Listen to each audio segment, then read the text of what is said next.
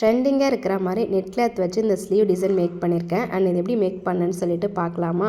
First lining material எடுத்துக்கோங்க. அதோட கீழே இருந்து ஹைட் பார்த்தீங்கன்னா ஒரு 5 இன்ச்சு மார்க் பண்ணிக்கோங்க. சைடில் பார்த்தா 2.5 இன்ச்சு மார்க் பண்ணிக்கோங்க. மார்க் பண்ணிவிட்டு இதை நம்ம ஃப்ரீ ஹேண்டாகவே ஒரு கர்வ் டிசைன் மாதிரி கொடுத்துக்கலாம். நான் அப்படியே வந்து கொடுத்துக்கிறேன். இந்த மாதிரி வளைவாக கொடுத்துட்டு இதை நம்ம main cloth and lining cloth மேலே வச்சு நம்ம அட்டாச் பண்ணிக்கலாம். நான் கட் பண்ணி எடுக்க போகிறதில்ல.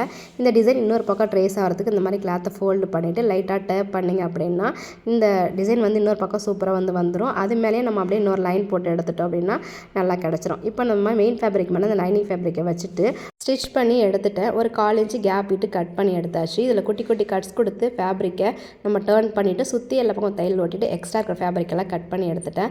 நெட் ஃபேப்ரிக்கே இதோட ஹைட் அண்ட் டெப்த்துக்கு ஏற்ற மாதிரி நான் கட் பண்ணி எடுத்துருக்கேன். டபுளாக ஃபோல்டு பண்ணி எடுத்திருக்கேன்.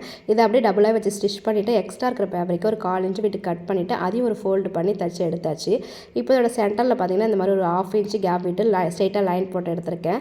இந்த லைன் மேலேயே இப்போ நம்ம வந்து அந்த கிளாத்தை வச்சு ஸ்டிச் பண்ணி எடுத்துக்கலாம். நான் நூல் வந்து கான்ட்ராஸ்ட்டாக இருக்கிற மாதிரி அந்த ப்ளூ கலர் நூல்லே வந்து நான் ஒரு 3 தடவை வந்து இது மேலே ஸ்டிச் பண்ணி எடுத்துக்கிறேன். அப்போ தான் பார்க்க திக்காக இருக்கும். நீங்கள் உங்களுக்கு எந்தளவுக்கு திக்னஸ் வேணுமோ அந்தளவுக்கு நீங்கள் வந்து ஸ்டிச் பண்ணி எடுத்துக்கலாம். எனக்கு கொஞ்சம் திக்காக வேணுன்றதால நான் 3 தடவை ஸ்டிச் பண்ணி எடுத்துக்கிறேன்.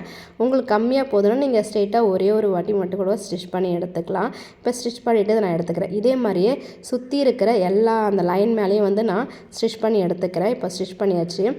ப்ளவுஸ் மெட்டீரியலில் ஒரு 1 இன்ச் அளவில் நான் எக்ஸ்ட்ரா கட் பண்ணி எடுத்திருக்கேன். அதை வச்சு ஒரு பைப்பிங் மாதிரி ரெடி பண்ணியாச்சு. ஃபினிஷிங் லுக் சூப்பராக இருக்குது.